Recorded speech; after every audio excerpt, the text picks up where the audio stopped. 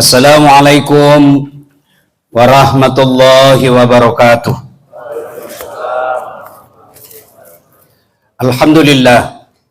Alhamdulillahi rabbil alamin. Wa bihi nasta'inu ala umurid dunya waddin. Ashhadu an la ilaha illallah wa ashhadu anna Muhammadan abduhu wa rasuluh.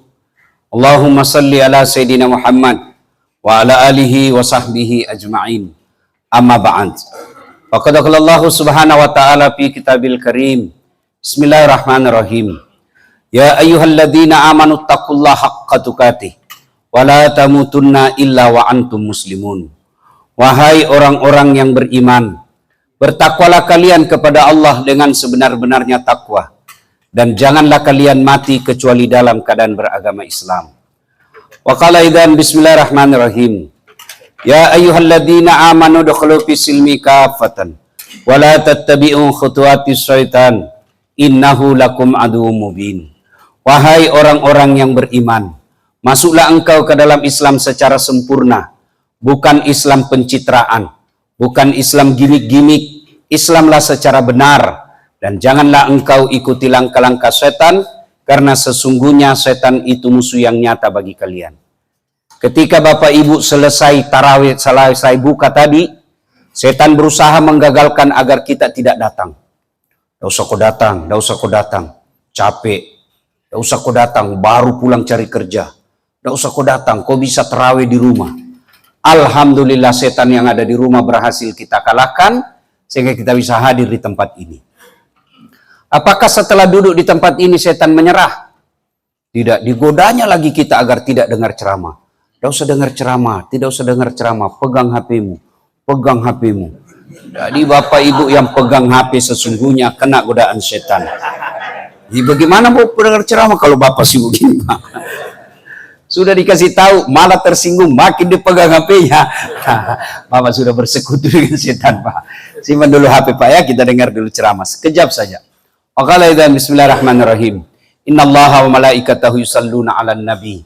Ya ayyuhalladzina amanu sallu alaihi wa sallimu taslima. Sesungguhnya Allah dan para malaikatnya bersalawat kepada Rasulullah Muhammad SAW. Maka wahai orang-orang yang beriman, bersalawatlah kalian kepada Rasulullah dengan sebaik-baik salawat. Sadaqallahul adzim, maha benar Allah dengan segala firman-Nya. Mahasiswa saya tanya begini, Ustadz, Allah itu kan maha penyayang, maha pengasih. Kenapa kita disiksa bulan Ramadan? 30 hari kita lapar. Orang enak tidur, makan sahur. Rasa-rasanya ini Allah menyiksa kita. Saya cuma kasih analogi. Dek, ada baju olahragamu? Ada. Kalau selesai kau pakai, kau simpan. Enggak Ustaz, cuci. Misal, kamu sudah pakai, simpan, besok kamu pakai lagi. Kira-kira bagaimana? Gatal Ustaz. Itu baru 2 hari. Kau pakai 1 minggu, bukan lagi gatal, kudisan kamu. Jadi apa gunanya itu baju? Mesti kau cuci. Karena kalau kau tidak cuci, gatal kamu, kotor. Bayangkan pakai baju 1 minggu tidak di laundry. Ya? Bayangkan pakai baju yang dipakai main sepak bola, tidak dicuci, dipakai 1 minggu. Pasti akan bermasalah dengan kulit. Allah hadirkan Ramadan. 1 bulan kita lupa Allah. Sholat seadanya. Ngaji tidak pernah. Allah hadirkan Ramadan. Ramadan bahasa Arab, Pak. Apa artinya? Membakar. Ramadan bulan mencuci baju. Tapi bukan baju yang kita cuci, apa? Dosa dan kesalahan. Seolah-olah Allah ingin berkata kepada kita, Das'ad, 11 bulan kau lupa saya. Paling terlambat kau datang sholat Jumat, paling cepat kau pulang, ulang khotbah kau tidur. Kau jangan putus asa, kata Allah. Wala tai'asu min rauhillah. Jangan kau putus asa. Sini, saya hadirkan kau 1 bulan untuk laundry kau punya dosa. Pertanyaannya, apakah semua yang masuk Ramadan otomatis diampuni? Jawabannya tidak. Ada syaratnya. Apa syaratnya? Pertama, puasa. Rasulullah bersabda, "Man shoma Ramadana imanan wahtisaban, ghufira lahu ma taqaddama min zambihi." Siapa yang berpuasa di bulan suci Ramadan dengan niat iman dan ikhlas semata-mata karena Allah, Allah ampuni dosanya yang telah lalu plus akan datang. Itulah sebabnya selesai Ramadan, hari apa kita perayaan, Pak? Aidil Fitri. Arti Aidil Fitri itu hari kembali menjadi suci. Kenapa suci? 1 bulan kita di laundry. Maka kalau mau diampuni dosa, syarat utama puasa. Puasa macam-macam, Pak. Ada puasa ular, ada puasa kepompong. Ada puasa ular, ada, Pak. Puasa ular, iya, ketika ganti kulit. Tapi selesai ganti kulit, tetap jadi ular. Biasanya politisi begini, Pak.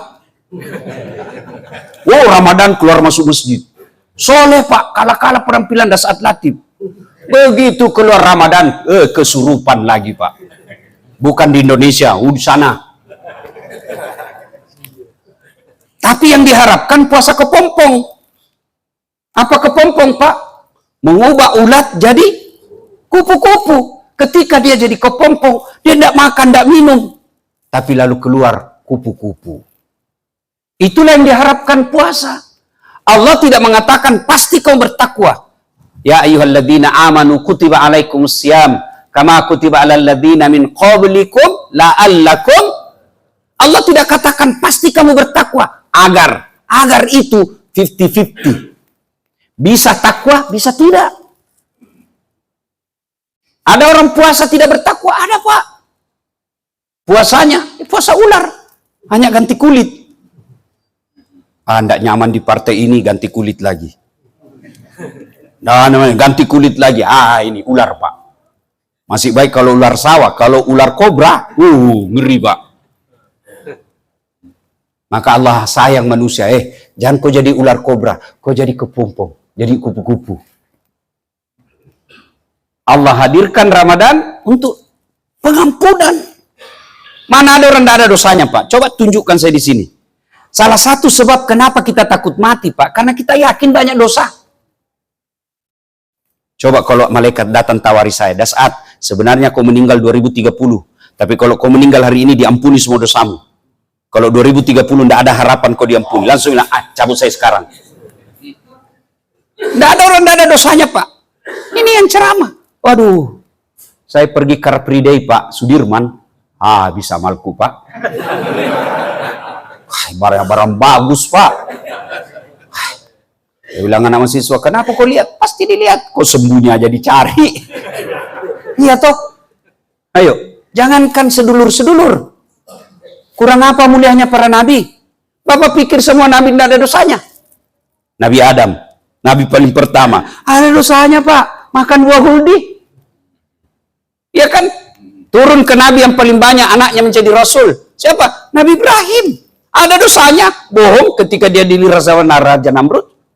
Nabi Yunus. Ada dosanya, Pak. Disuruh dakwah. Sangka buruk kepada Allah. Dia tinggalkan umatnya. Dia pergi naik perahu masuk ke dalam perut hiu. 40 hari. Nabi Lut, ada dosanya. Istrinya pengkhianat. Nabi Nuh, ada dosanya. Anaknya jadi pengkhianat. Itu Nabi. Apalagi kita yang pegawai honor, Pak. Mana ada dosa? Allah tahu kamu dosa. Tapi Allah katakan, wala tayasu min rauhillah. Jangan kau putus asa. Di Ramadan saya hadirkan kamu.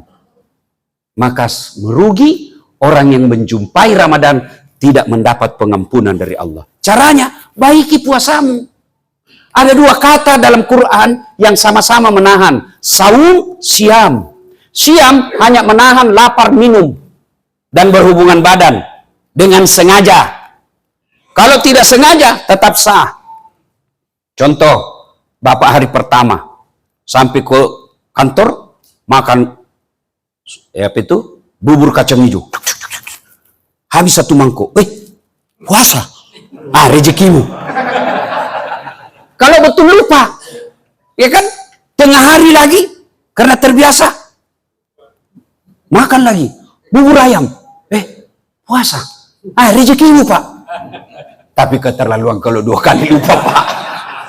Bagaimana kalau sudah pasus, Ustaz, baru ingat. Aja, terlanjur. Batal. Muntahkan, lalu basuh mulut. Begitu juga berhubungan badan, nanti sengaja baru batal, Pak. Kalau tidak sengaja, tidak batal. Tapi masa Anda bahan? Masa Anda ada yang tidak sengaja, Pak? Ya kan? Itu namanya siam. Kalau saum, oh itu semua, bukan cuma lapar, dahaga, berhubungan badan, semua Pak. Yang dilarang agama, dia tidak buka itu grup WhatsApp yang banyak hoax di dalamnya. Dia tidak buka channel yang banyak barang-barang bagus di dalamnya. Itulah yang saum. Satu, mau mendapat ampunan dari Allah Ramadan ini, banyaklah perbaiki puasa. Yang kedua, mutlak bertobat. Cara tobatnya bagaimana? Pertama, dengan bilisan, memperbanyak istighfar. Itulah sebabnya dulu ulama kita mengajarkan menjelang buka puasa istighfar. Kenapa? Di situ paling dekat hamba dengan Tuhannya. Maka dulu TVRI dan RRI waktu itu belum ada media-media swasta. Menjelang buka kan kita dengar se-Indonesia itu, Sabang sampai Merauke, asyhadu Allah ilaha illallah wa nastaghfirullah nas'al qaridaka wal jannah wa na'udzubika min sakhatika wan nar. Ya Allah, ampuni saya, masukkan saya ke dalam surga, hindarkanlah aku dari api neraka. Itu dulu. Setelah ada situasi politik pencitraan, mulailah hilang itu semua istighfar. Yang ada di televisi, saya direktur utama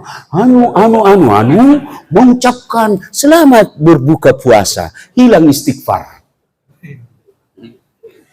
Maka menjelang buka Pak, istighfar. Dengan catatan, jangan di depan makanan. Karena kalau Bapak istighfar depan makanan, mulut istighfar dalam hati yang mana dulu ini duluan? Ini soto Banjar dulu atau soto Lamongan? Istighfar. Yang kedua, selain istighfar bil lisan, istighfar dengan ibadah mahdah. Apa itu? Sholat sunnah taubat. Bapak selesai buka, daripada di rumah di ngomelin istri, ya kan?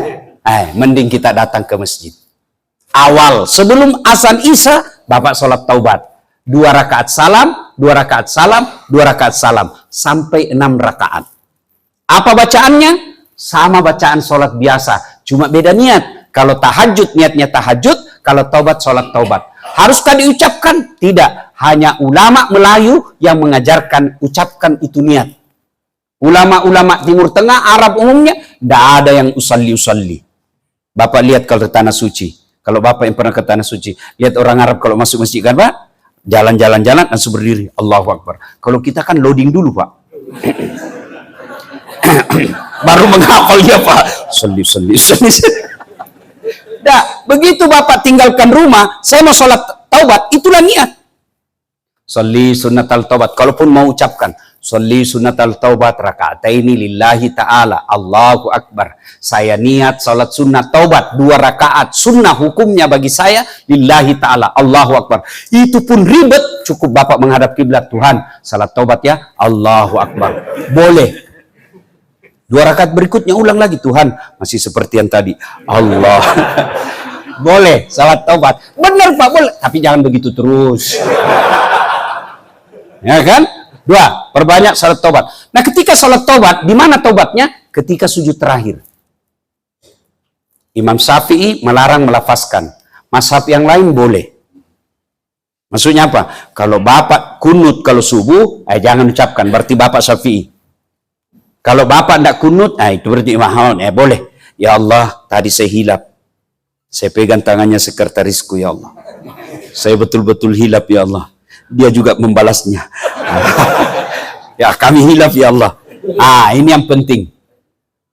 Yang diajarkan dalam Quran. Rabbana la tusik qulubana ba'da is hadaitana wa hab lana min ladunka rahmah innaka antal wahhab.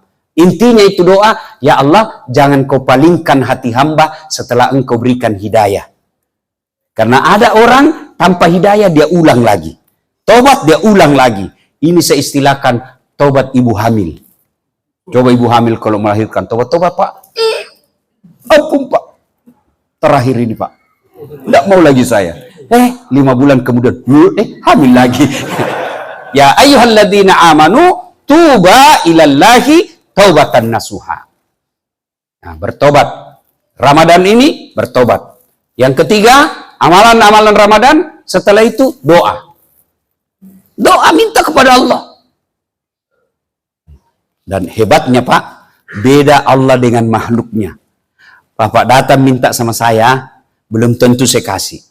Kalaupun saya kasih Pak, ada batasnya. Ustaz, minta dulu HP-mu. Saya juga perlu bos. Tidak saya kasih. Anggaplah saya kasih. Pasti kedua kalinya saya tidak mungkin kasih lagi Bapak. Ketiga kalinya Bapak datang lagi, saya menghindar. Datang lagi, itu datang. Allah tidak.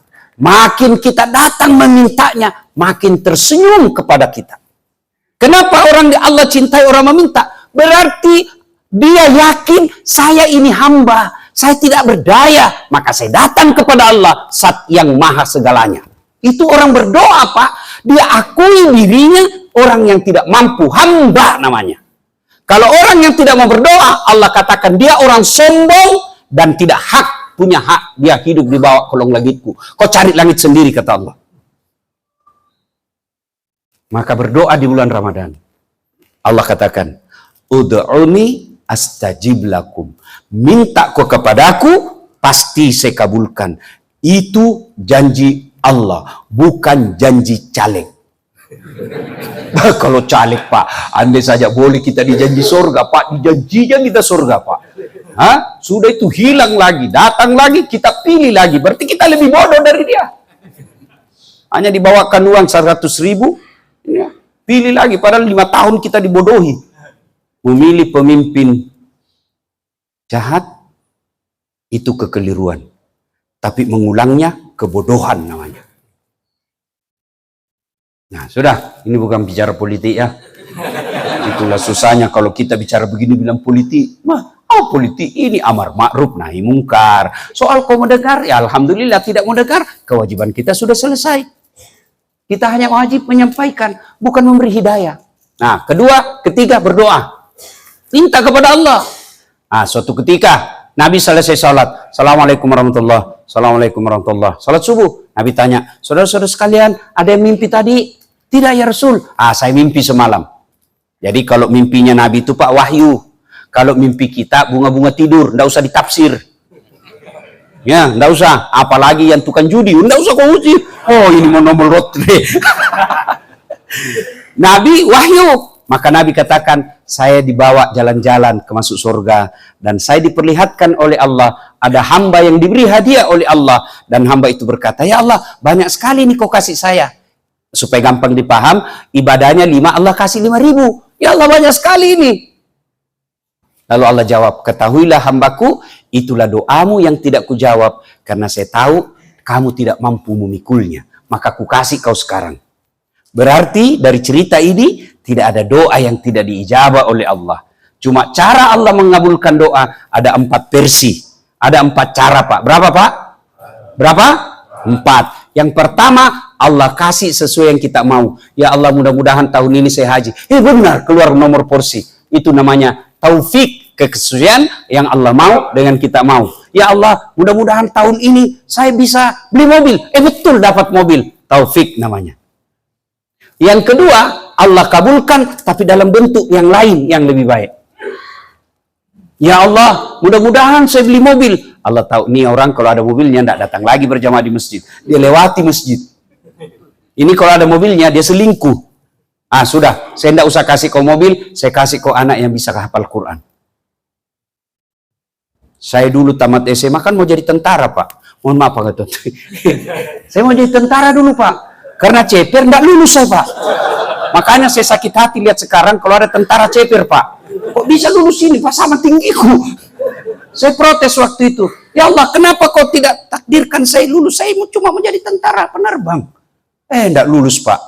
Teman saya polisi lulus Pak. Dia polisi, sekarang dua bunga, AKBP. Dia tugas di Polda Sulawesi Barat. Reserse, pakai baret merah. Saya lulus jadi ulama, pakai baret putih. Alhamdulillah dengan baret putih yang saya pakai, saya ceramah Jenderal Bintang 4 malam ini Pak. Ya Pak, Allah kasih dalam bentuk yang lebih baik.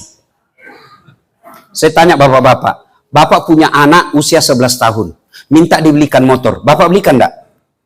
Bapak belikan enggak? Kenapa? Bapak bertindak sayang anak dong. Justru sayangnya saya tidak belikan motor. Kenapa? Karena bapak tahu ini bahaya. Maka dia bilang bapaknya, nak, tidak usah saya belikan kau handphone, nak, saya belikan kau laptop, kau pakai belajar. Allah kabulkan, tapi dalam bentuk yang lain. Yang ketiga, Allah kabulkan, tapi ditunda. Nabi Zakaria minta anak, usianya berapa tahun Pak waktu itu? 21 tahun minta anak. Kapan Allah kabulkan? Usianya 90 tahun. Sampai Nabi Zakaria sudah tidak percaya. Tidak mungkin saya punya anak, saya sudah tua, istriku juga sudah tua. Baru Allah kabulkan. 21 minta 90 tahun baru dikasih. Berapa jedanya itu? 69 tahun. Nabi Adam minta dipertemukan Siti Hawa 200 tahun baru Allah kabulkan. Itu Nabi Pak. Kita berdoa pagi mau dikasih besok. Padahal itu kan tipu. Kok kira ada orang dalam? Ini bukan Indonesia Pak. Kalau ada orang dalam biar kau baru masuk. Ya kan? Allah kabulkan tapi ditunda. Bapak Presiden kita Bapak Prabowo mau menampil pres sejak tahun 2014. Kapan Allah kasih? 2024. Jadi sangka baik kepada Allah. Yang keempat, Allah kabulkan doa kita, tapi nanti di akhirat. Maknanya merugi orang-orang yang tidak berdoa. Sebab apa? Orang berdoa, selain itu ibadah. Selain itu menunjukkan kita butuh Allah. Dan yang ketiga, pasti Allah kabulkan. Kalau tidak di dunia, pasti Allah kabulkan di akhirat. Kita berdoa. Alhamdulillah, anak-anak Gen Z kita sekarang Pak rajin berdoa tuh Pak. Hampir 1 jam berdoa. Ya Allah, mudahkan urusanku. Ya Allah, kabulkan keinginanku. Tapi berdoanya di status. Facebook, IG, TikTok. Sibuk betul membaca Tuhan itu statusmu. Berdoalah di atas sajadah. Bapak saudara-saudara sekalian, banyak yang ingin kita sampaikan, tapi waktu yang terbatas. Ramadan, sempurnakan puasa, banyak bertobat, mintalah kepada Allah. Saatnya Ramadan hadir untuk laundry. Belum tentu Ramadan yang akan datang masih kita temukan. Mudah-mudahan ada manfaat. Lebih dan kurangnya mohon dimaafkan. Usikum wa nafsi bitaqwallah. Fastabiqul khairat. Assalamualaikum warahmatullahi wabarakatuh.